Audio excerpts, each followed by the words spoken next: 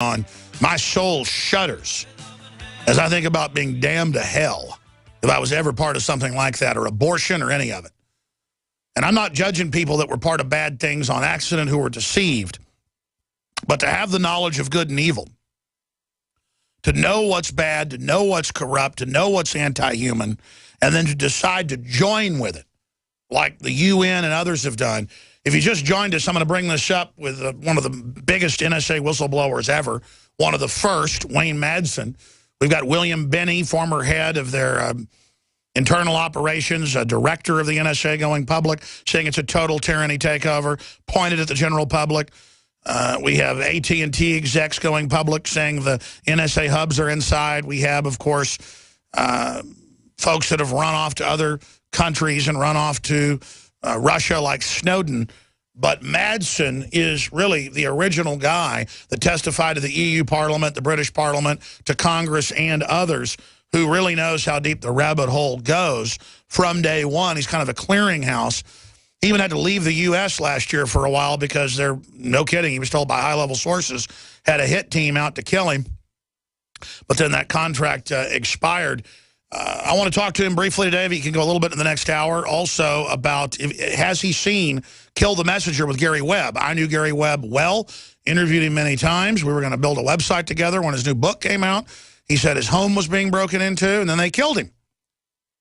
And I was very pleased to see the film, and they implied that they killed him at the end. They don't go with the baloney line. You know, the family was threatened to shut up when it all happened. I don't want to be shot in the head twice. You know, if they kill me, I'm not looking forward to it, but that's part of standing up against these people. That's part of being a warrior.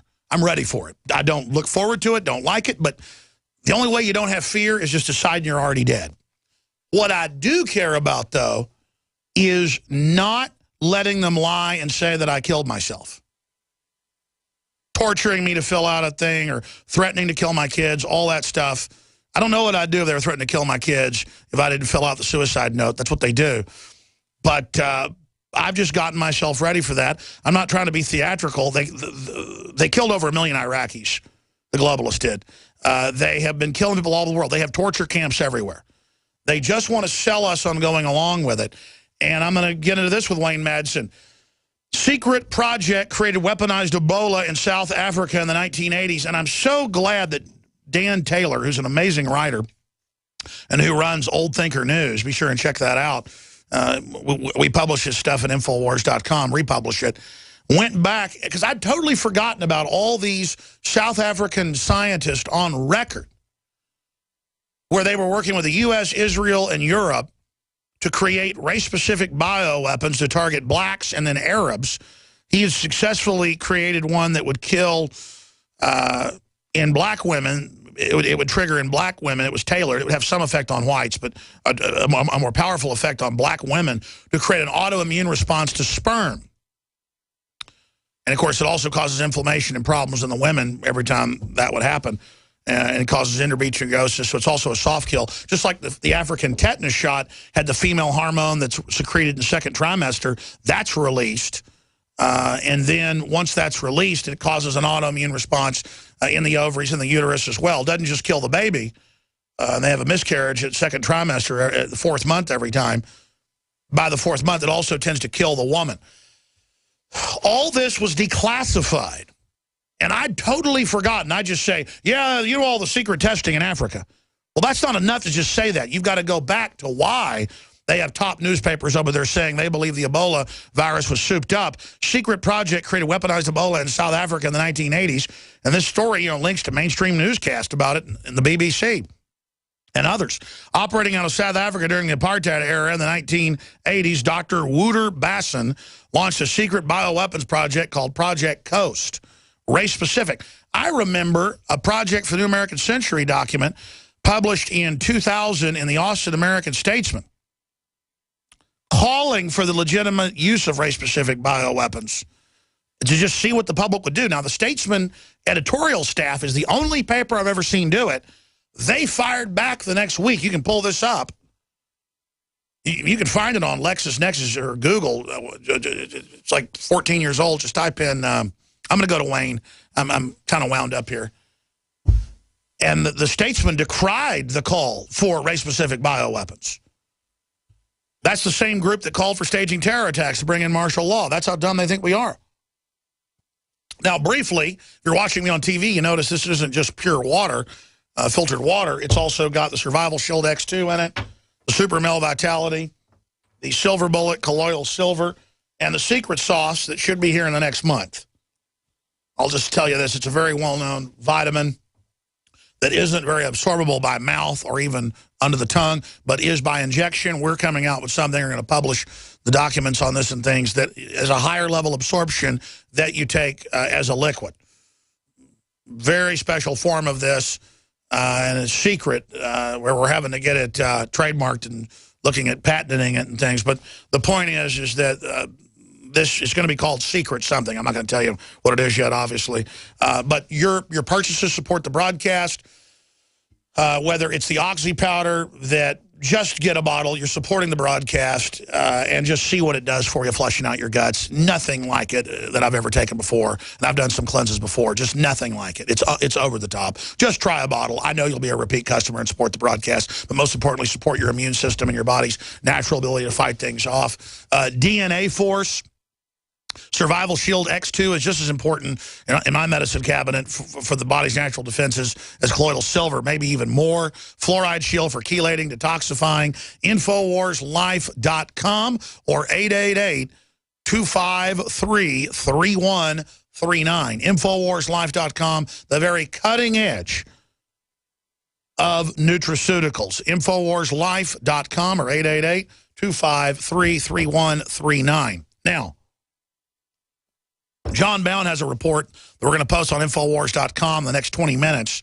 And next hour, I'll premiere it here on the radio, dealing with the fact that the CDC is now saying Ebola is now living 42 days, not 21. Details of that coming up. But Wayne Madsen of WayneMadsenReport.com, author, researcher, journalist, he broke the D.C. Madam story, got her on the show right before they killed her, speaking of that. So this is very serious when I talk about death threats. And I mean, there's a reason Glenn Beck now has a security team of 50 people. He's given into the fear, and I feel so sorry for him. I won't do that. It's all in God's hands. But the system is threatening and doing a lot of dirty tricks right now. They got people in government, out of government. It's amazing. They're making their move. Don't let that intimidate you. If you're low-level fighting the tyrants, you're under the radar, in my experience. It can do devastating damage in the info war. So don't let their intimidation work on you. I don't talk a lot about this stuff because I don't want to do their work for them. But I believe you're not cowards and will take action and get prepared to speak out. But the enemy is moving on all fronts. Wayne Madsen, where would you say we're historically right now, A? And then B, I want to look at Ebola, because we've got an International Business Times article, CBS, you name it, are attacking us, that we dare say that it could be made in a bioweapon lab, when the West has admittedly been weaponizing Ebola, not just South Africa. I mean, we'd have to be crazy not to at least look at that. So what's your take on Ebola? And then we'll move into a lot of other areas. Thanks for joining us. Okay, Alex, good to see you, hear you again. But anyway, I have a story up today on Ebola. If we remember, the first outbreak of Ebola was in 1976 in then Zaire, now the Democratic Republic of Congo. If you remember, back then, the news reports at the time, including the CBS, NBC, ABC, all said this is a terrible disease. It causes the organs in the body to turn into a jellified mass. It's 88% fatal. There were outbreaks at first in southern Sudan and then in Zaire. Then we were told that it was contained in these hot zones. There was even a movie made about it with Dustin Hoffman called The Hot Zone, about the outbreak of this hemorrhagic fever in Reston, Virginia.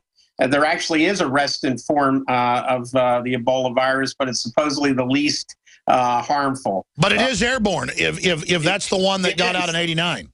The original World Health Organization reports out of Zaire in '76 said it could be transmitted by airborne means. That's not me saying that. That's the World Health Organization.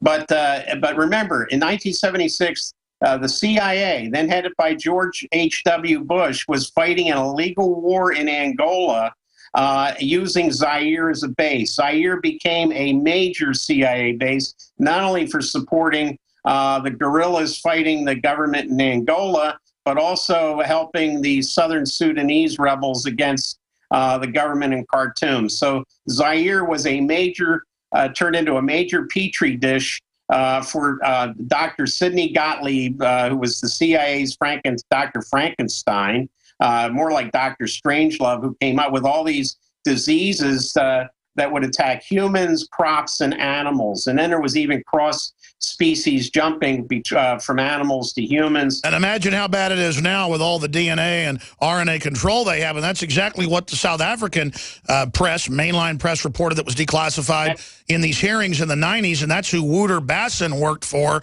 was just a front for the CIA. And let's not forget Israel.